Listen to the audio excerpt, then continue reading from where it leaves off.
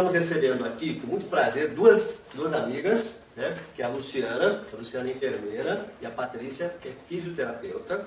E elas são super ultra especialistas em distúrbios do sono. No consultório, a gente recebe muito paciente com queixa de distúrbio de sono, né? A gente recebe muito paciente, por exemplo, tem uns casos interessantes. A mulher acabou de ter filho, faz 1 ano que teve filho. E ela não se queixa de distúrbio do sono, ela se queixa de distúrbio de memória. Nossa. O distúrbio de memória ocorre porque a mulher não está dormindo direito, né? Mas eu queria ser um paciente hoje. Então eu queria perguntar para vocês, o que é uma apneia do sono?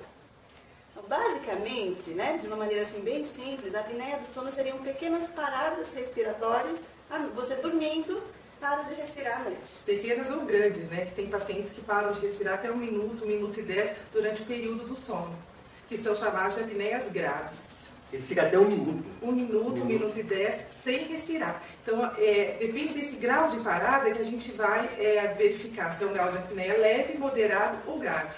E fora a apneia, existem as hipopneias, que são paradas bem curtas, que você vai, para um pouquinho, para mais um pouquinho. Já a apneia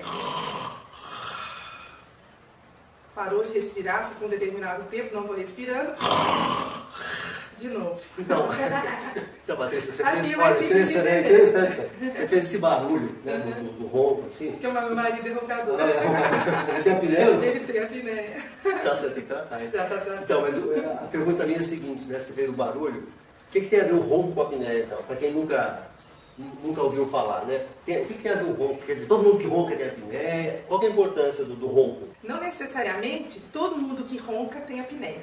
Se for um ronco contínuo,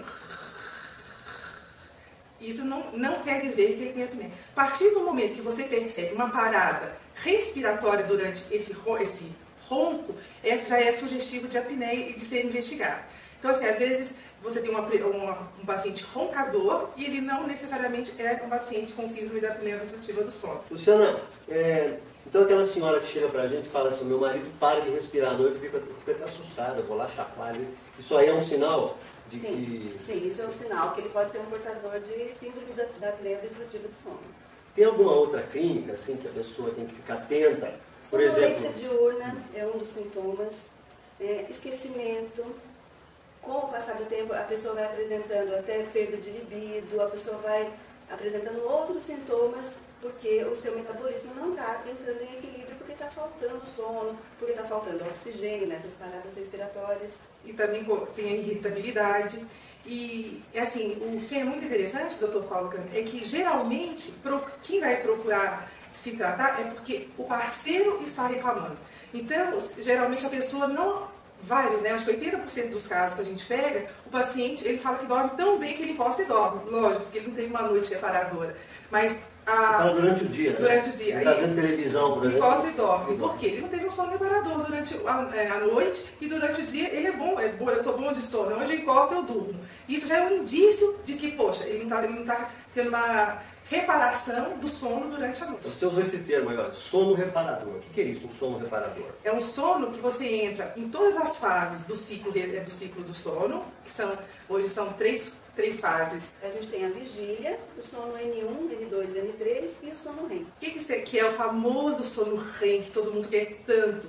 O sono REM em inglês é movimento rápido dos olhos, é onde você realmente descansa, é o sono reparador. Mas você falou isso tudo aí, e vocês estão me lembrando um termo também chamado de higiene do sono. Sim. O que é higiene do sono? Tem que tomar banho antes de dormir. A higiene do sono seria um preparo que você faz para ter um sono eficiente. Dá O uma que seria dica, esse preparo? Né? O que estimula? O senhor conhece fotoestimulação. A luz estimula a vigília, estimula o alerta. Então, a gente deve entrar no quarto, a cama deve ser para dormir, não para assistir TV. Não é uma boa ter uma televisão no quarto ali para curtir um filmezinho antes de dormir? Antes de dormir deitado na cama, não é uma boa higiene de sono. E outra coisa, hoje em dia, a gente vê as academias ficando cada vez mais tarde, ficando abertas cada vez mais tarde. Fecha às 11, fecha meia-noite. E recomenda-se não praticar exercícios físicos à noite. Por quê? Porque tem liberação de adrenalina.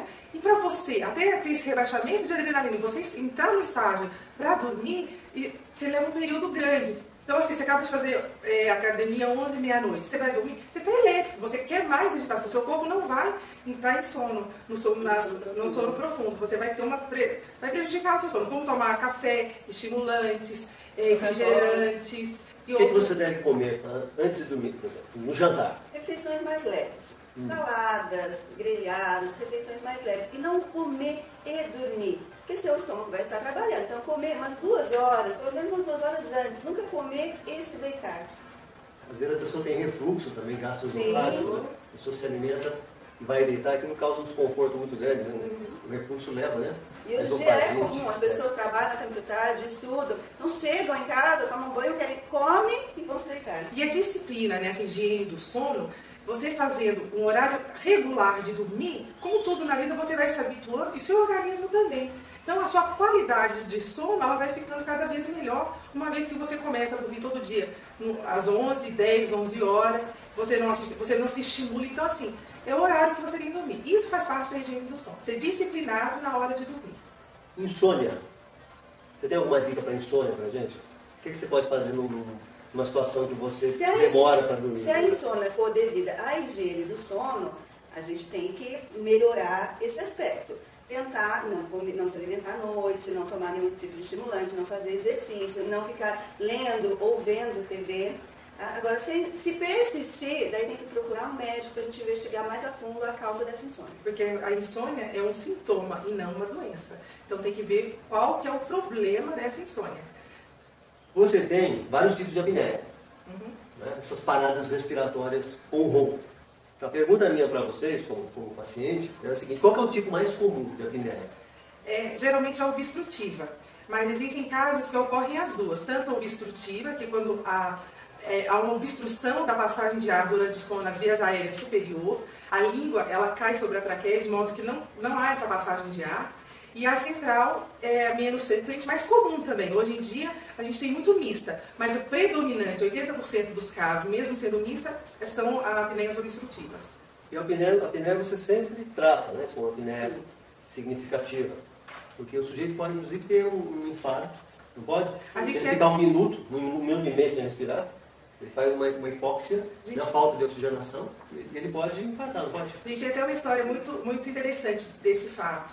A gente foi atendendo um paciente novo, jovem, não obeso, um paciente, e ele tinha um histórico de ronco, e a esposa, todos os médicos iam falar, mas ele ronca muito. E ninguém deu tal importância para o ronco desse paciente. E numa sexta-feira à tarde, ele deitou à tarde para dormir, ela filmou ele tendo as pausas respiratórias, e ele ia ter médico na segunda-feira para a esposa levar a filmagem. No sábado, ele tem 32 anos, ele teve infarto, ele teve que fazer revascularização. Por quê? Devido à apneia do sono, houve um problema das válvulas cardíacas, um espessamento, uma isquemia mesmo, né? E ele deu entrada, fez 3 mamárias e assim... Por quê? Porque não foi diagnosticado que era pela apneia obstrutiva do sono. 32 anos. 32 anos. Vou perguntar para vocês agora se a pessoa, se ela sempre é obesa. Você já disse que não, né? Mas bem sutilmente, porque geralmente, antigamente pensava que só obeso roncava, né? Aí o que você fazia? É mesmo, né? Então, ele é magro, às vezes, e ronca. É isso.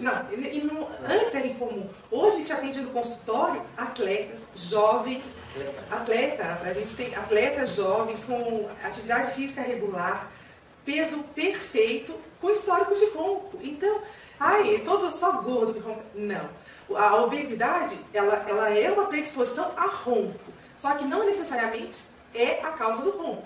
Tudo bem, se você emagrecer, o que acontece? Você para de ter apneia? Não. Você pode melhorar a apneia. A apneia é uma doença, ela é tratável com o CPAP, né, com o aparelho de pressão positiva, e não necessariamente só quem ronca é gordinho. Que é um tabu isso. Né? Mas vocês acham interessante, por exemplo, numa etapa inicial, orientar o paciente, por exemplo, a perder peso, fazer atividade física? O que vocês antes de... Vamos tentar alguma coisa antes de colocar um aparelho no paciente? Porque assim... como é que funciona? Porque assim, se a gente já diagnosticou que ele tem uma síndrome da apneia obstrutiva do sono, a gente inicialmente já tem que adaptar um aparelho para ele dormir bem. A gente tem um caso interessantíssimo de uma paciente que ela iniciou a usar o CPAP e depois de 2 meses, né, Luciana? Ela nos chamou porque a máscara estava muito larga.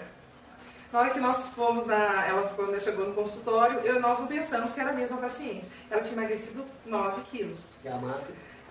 Realmente estava larga. Por que ela emagreceu 9 quilos, doutor? Ela começou a ter uma qualidade de sono que ela tinha disposição durante o dia no exercício físico. Você não adianta você não tratar e mandar ele perder peso. Primeiro tem que tratar, daí ele vai para o exercício. Porque ele vai começar a ter ânimo, ele não vai ser aquele que gostou e dormiu. Então ele vai começar a procurar atividade física. E o sono, todo mundo fala que o sono ele alimenta, e é verdade. Quando você está dormindo, todo o seu metabolismo está todo ele funcionando. Tem um equilíbrio hormonal que é feito durante o sono. Esse equilíbrio é feito, precisa primeiro estabelecer esse equilíbrio para a pessoa conseguir perder peso. Isso é verdade, né? Falei pra você que eu dormi pouco hoje, que eu estava trabalhando e lembrei um monte de coisa agora. O dia não rende da mesma maneira. Porque a memória, né? A memória ela consolida no sono. Consolida no sono. E depois que você passa a ter uma higiene do sono, isso que o senhor fez, essa extravagância, no outro dia o senhor vai pagar muito caro por essa extravagância. Pode ter certeza, viu? Pode ter certeza.